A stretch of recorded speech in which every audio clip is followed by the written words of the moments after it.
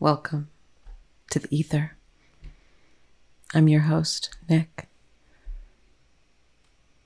We all die, and we all know that. So, why is it so hard to accept? A rhetorical, annoying, existential question, I know, but one I do feel strangely equipped to answer. I chose to begin here, at death, at the end. Not as the antithesis of life, but as the rich and fertile soil from which all life springs forth. The one absolute that unifies all of humanity. The threshold between being and non-being that every one of us must face. Shouldn't that fact alone bring us comfort? I know, it doesn't. But maybe it could. Maybe the further we descend into nothingness, the more pure we become. Maybe we might recognize each other better down there. With all of our earthly structures stripped clean. Maybe once we've freed ourselves from the fear, the clinging, this responsibility to selfhood,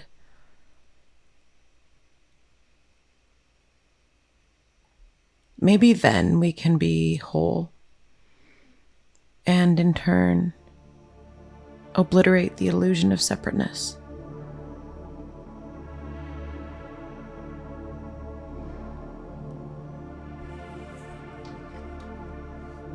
The Death card. Key 13. It corresponds to Scorpio. Its esoteric title, The Child of the Great Transformers, the Lord of the Gate of Death.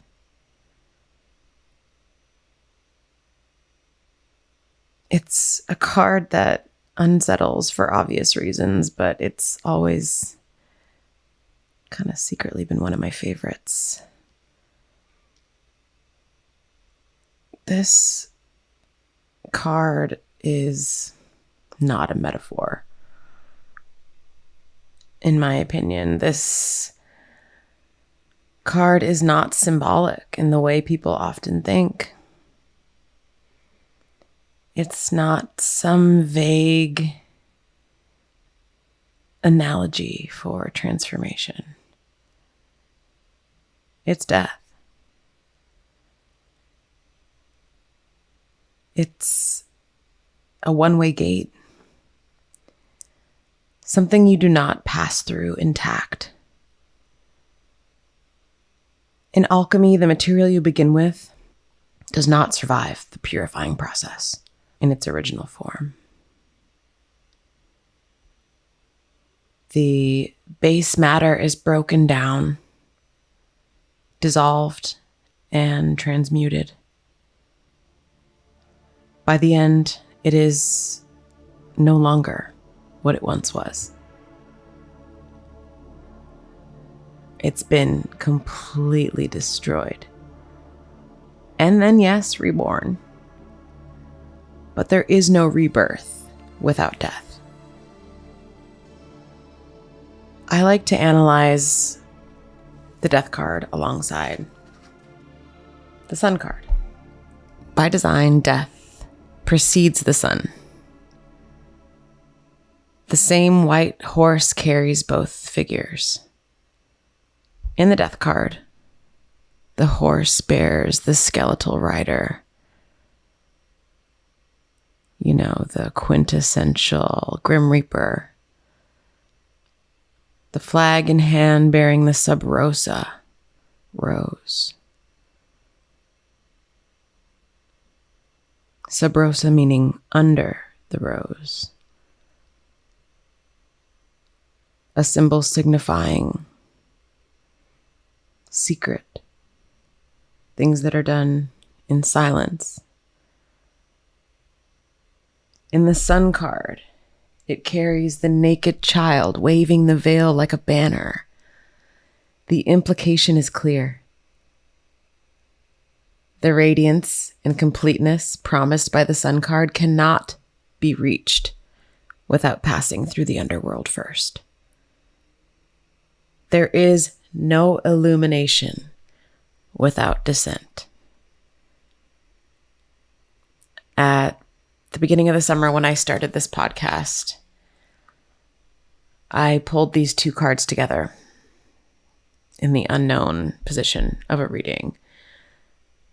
That felt monumental, especially in the light of my own history with death, losing a parent, and realizing now, almost 5 years later, that this archetypal death of self is cyclical. It is necessary. It is written in the Osirian mysteries. Osiris is slain by his brother Set. His body dismembered and scattered across Egypt. His wife, Isis, journeys to find and reassemble the pieces, restoring him so that he may rise again. This same mythic pattern appears everywhere. The Mesopotamian Inanna, Queen of Heaven, descends into the underworld, passing through 7 gates, stripped of her articles of clothing and jewelry, her symbols of power and divinity, until she stands naked before her sister, Ereshkigal, and is struck dead, only to be revived and returned to the world above, transformed. Sound familiar? These are not just old stories. They are maps, guides for navigating the passages we all must take. And they remind us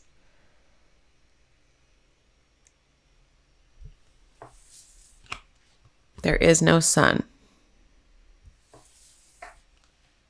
without death. No flowering without the seed first being buried in the dark. For me, that truth became deeply personal the day my father died. His passing shattered the framework of my life, and in the years since, I've come to understand that grief rewires you in ways you can't reverse. And within that, there have been moments so rare and unmistakable when I felt him reach back through the veil to find me. Some things echo forward, even before we've reached them. In the course of this journey, something resurfaced twice on opposite sides of the world. The moment I happened to be in that exact spot. Something I had intentionally cemented as a tether between us the very second I was made aware of his passing. As if the past had folded in on itself and found me. Again.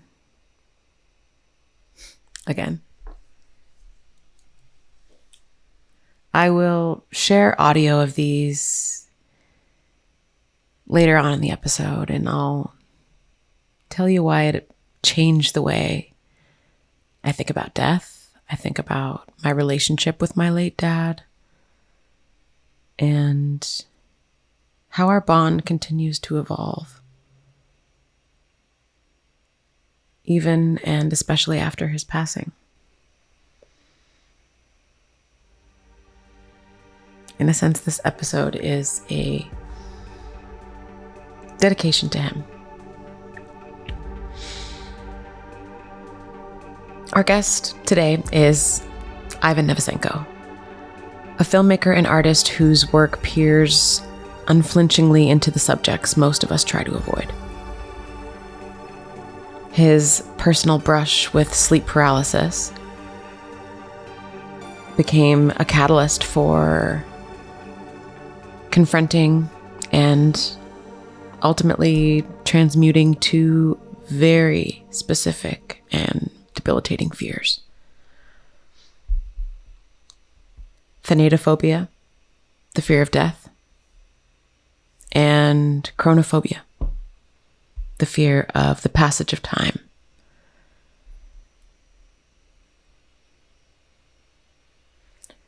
Rather than letting these anxieties upend his life, he has woven them into the architecture of his art.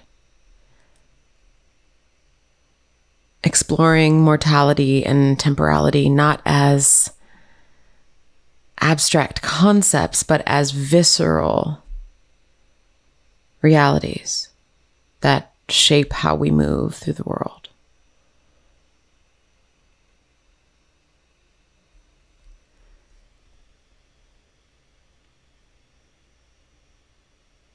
His path through fear resonates with my own path through loss.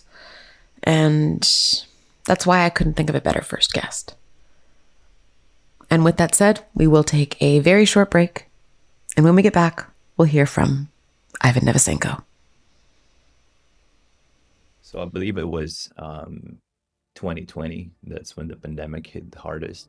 And I personally went through a series of emotional upheavals that led me to a state of constant anxiety that just kind of formed the backdrop of my everyday existence.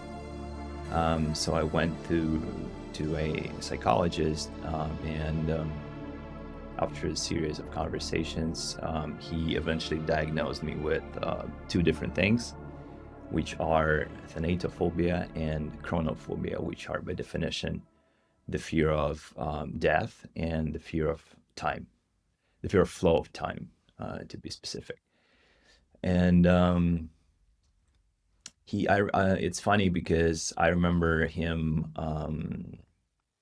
asking me to avoid triggers when, for instance, you're being afraid of flying. It's considered an irrational fear because you're being afraid of something that with 99% certainty won't happen to you ever. While when you're afraid of death, it will happen to you 100%. So avoiding triggers, it was hard because I was kind of trying to distract myself playing video games and so on, but that's exactly when you found yourself being surrounded by such triggers. Some of them are simple, like that bird lying on the sidewalk being devoured by maggots, or some of them are more subtle, like a patch of gray hair on your mother's temple.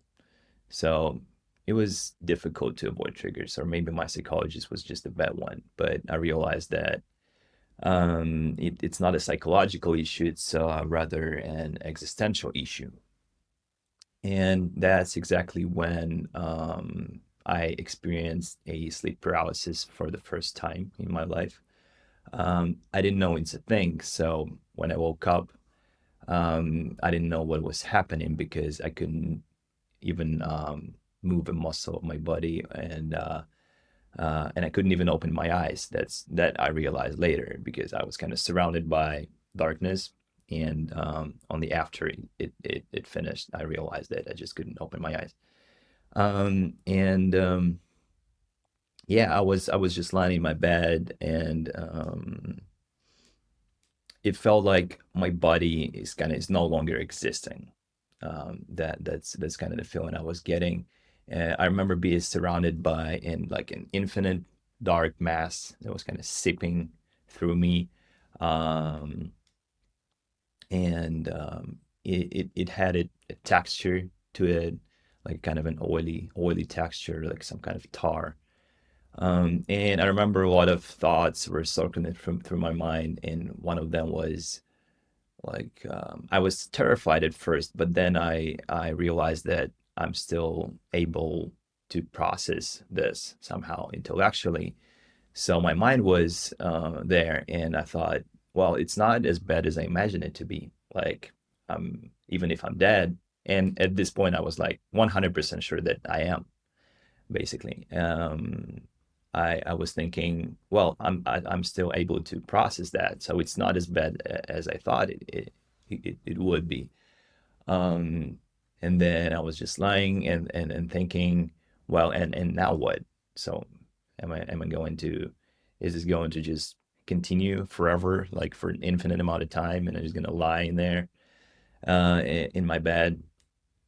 Yeah, and I know that a lot of people, that when they describe sleep paralysis, they describe this feeling of pressure on their chest. And I certainly understand what they're talking about, because in subsequent episodes of sleep paralysis that happened to me later in my life, I experienced something like that. But this particular time, this first time I experienced that, I felt almost quite the opposite, as if kind of a void was piercing through my body and kind of extending, swallowing me from the inside out, and it gave me um, this weird sensation of weightlessness, of lightness in my chest. Um, yeah, and then when I woke up, I was kind of trying to process what just happened to me, and it certainly felt like I've been to a very different kind of a reality just moments ago. And I also felt like something seemed to have followed me back when I woke up into the real life. And later, as the day went on, I realized that is this feeling of weightlessness in my chest. It felt really weird. And over time, I also realized that it's basically the fear of death was kind of extracted out of me when I was in this weird place.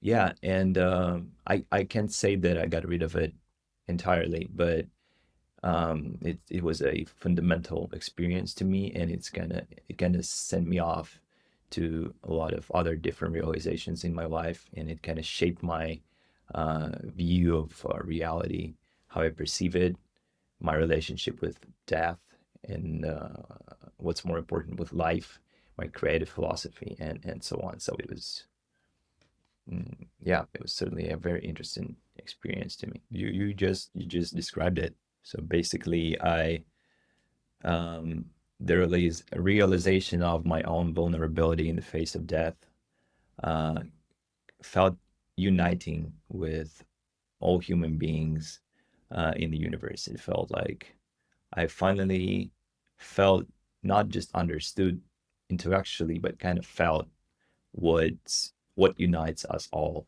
no matter where we came from and who we are. Um, and yeah, I think it was the moment when I realized that what stories I want to tell as a filmmaker, um, that these are universal stories. These are stories about two two things, just death and love. And by love, I mean um, metaphorically holding hands with people by just exchanging these experiences, which makes us looking into the abyss much less terrifying. Um, I really think that it's the most therapeutic thing for a person that is struggling with his own vulnerability would be a conversation like we're having right now. It could take a shape of just a podcast or a movie or other forms of art. So that kind of how it shaped my view on what I'm doing. I think form is just more of an aesthetics and your sense of taste that kind of shaped by what you were watching as a kid, what you liked as a young person when your personality was shaping up. And you just apply your own very personal experiences to universal themes. I truly think that the most profound works of art are all the same in its core about what they're telling the audience. It's just the form of it. It's what we apply. It's when the artists apply their personal experiences to that. Um, I think it's just the form is just the personality of an artist that stands behind the work of art. But the message of a powerful work of art remains the same. It's about death or love or or life. It's just three things that are important and equally universal for every human being. I think that what the difference between an adult and a kid is the lack of realization of your own mortality.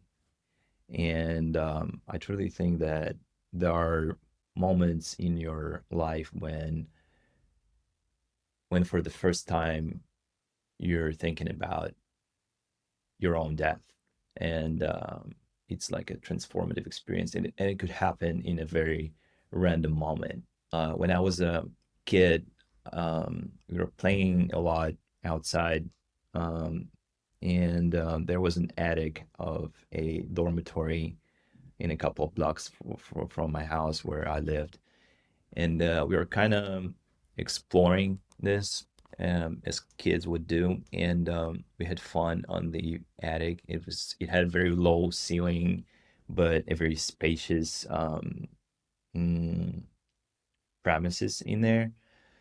We were running around in there, and we were hearing a crunching under our legs as we were running around. And only a few hours later of playing on this attic, we kind of realized that we're basically running on the bird's bones that were covering the entire floor of the attic. And to us at this moment, it was fun. We didn't think about birds as living creatures. Um, and this episode, um, I just haven't thought of it until later in my life. I think it was about half a year after that when I've um, broke my arm, and I went to hospital where for the first time I doctors made an X-ray of my arm, and I remember sitting in this cold basement when they were doing all these pictures of your body, and you could see other pictures of other people just hanging on the wall in there, and somehow at the moment when I was looking at my own picture of my own broken bone, this it connected with an episode in the attic when I remembered the birds, and it kind of struck me with the realization that I have a skeleton, and I have what do I have inside of my body, and what it consists of, what my body constitutes of. Um, for for a kid, it was a kind of a terrifying thought, and after that, I don't know why, because I never processed this intellectually, but I never returned to this attic. Though I remember we were playing a lot before that in there, but something had changed, I think, at this moment inside of me. It was about the realization of your own mortality in some way, but on subconsciousness level. One of the feature films I'm developing right now is about the journey to hell. It's loosely based on Dante's Inferno, but it's a very different story. It's a very introspective journey rather than Dante's journey when he was guided by Virgil through hell and then just left on the other side. And yeah, it's called katabasis, which is the term that describes the descent to hell. And it's also about, we talked about form. It's about Soviet miners that literally dig into hell. That's how I applied my own personal experience and my background, because I'm from Ukraine, from Eastern Europe, which is the former Soviet Union. And I'm telling this story about a person, about this woman that literally digs into the ground and uncovers her own pieces of mosaics of her trauma and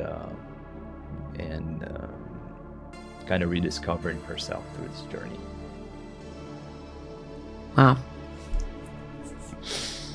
Listening to Ivan speak, I kept thinking about how we each carry our own versions of the void. These sunken sections of the interior temple. Those moments in life where the ground beneath you drops away and you realize you've been in atrophy longer than you knew. I'm sure you've heard the term shadow work. Well, this work requires a real intimate relationship with those shadowy aspects of self and a stark honesty with our own mortality. Our relationship with death shapes our relationship to life. And if all of nature is a constant undulating cycle of birth and decay, what if we were to treat this interconnection as a divine collaboration with the universe? What limitlessness might that unlock for us? What connections could it forge? You know, his story gave shape to something I've been grappling with myself since my dad passed. When he spoke about the absolute abhorrence of his grandfather's funeral, almost tracing a line from that spectacle to his phobia, something landed. I never had a funeral for my dad. It was 2020, and for a long time I felt robbed of that ritual. Now, I'm not conflating my experience with his, but tonight I'm wondering if the absence of that made room for the ways he found me anyway.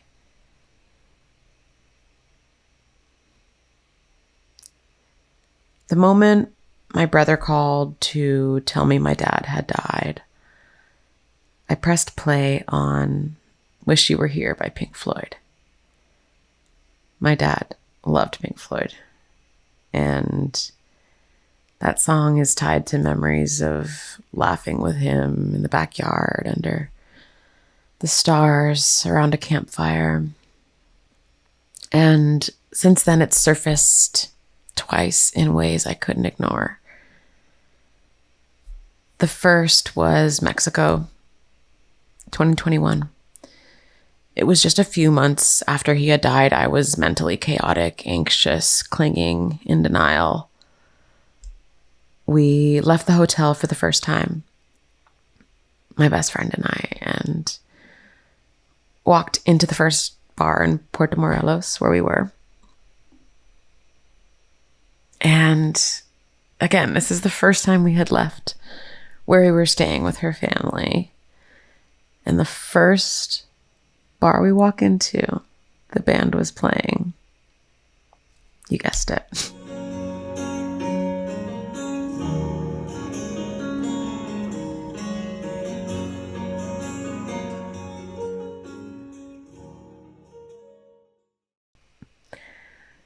The second, Bali, 2025.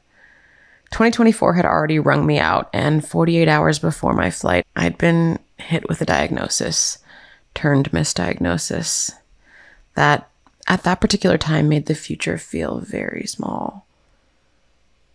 Still, I boarded the plane and flew 8,000 miles as the hanged man to live a dream I'd never thought possible, but would quickly realize had been brought forth into being through magic.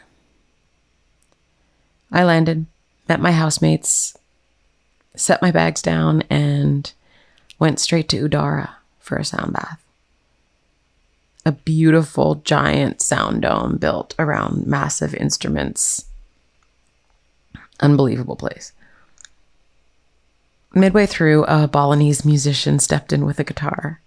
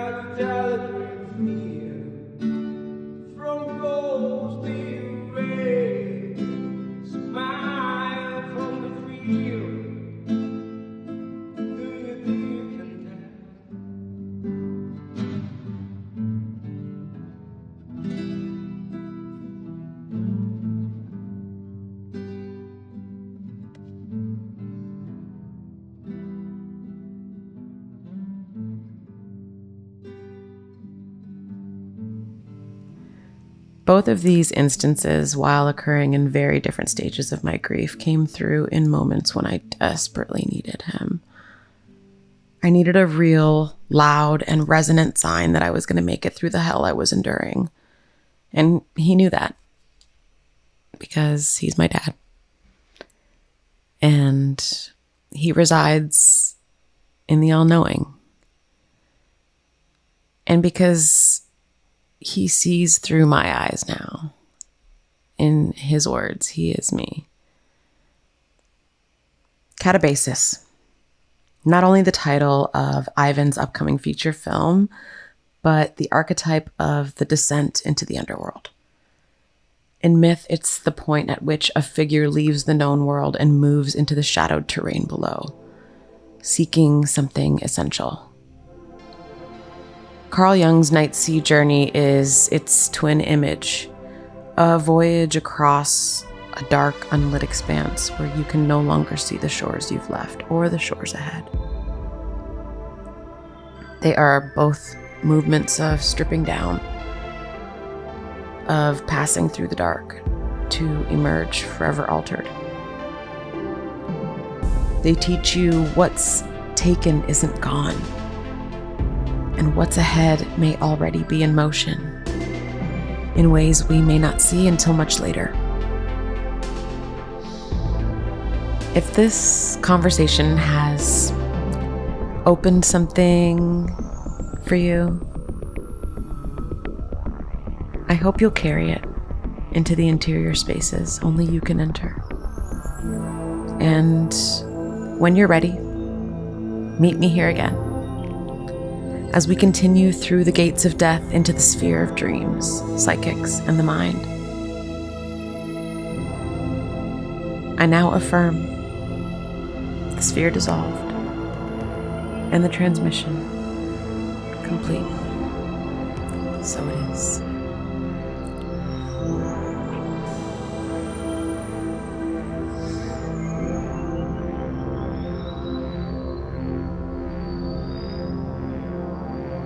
If you've had a psychic, paranormal, or unexplained experience, you can call or text our listener line, The Void, at 323-332-1190. Follow us on Instagram at EtherPod, and join me at patreon.com/theetherpod. That's TheAetherPod for bonus episodes, guest interviews, ASMR, sound, tarot, and much more. This podcast has been brought to you by SpectreVision Radio. Theme music by Late Life. Created, edited, and produced by Nicole Johnstone. Dedicated to the memory of Christopher Alexander Johnstone, December 12th, 1963 to November 23rd, 2020. Love you, Dad.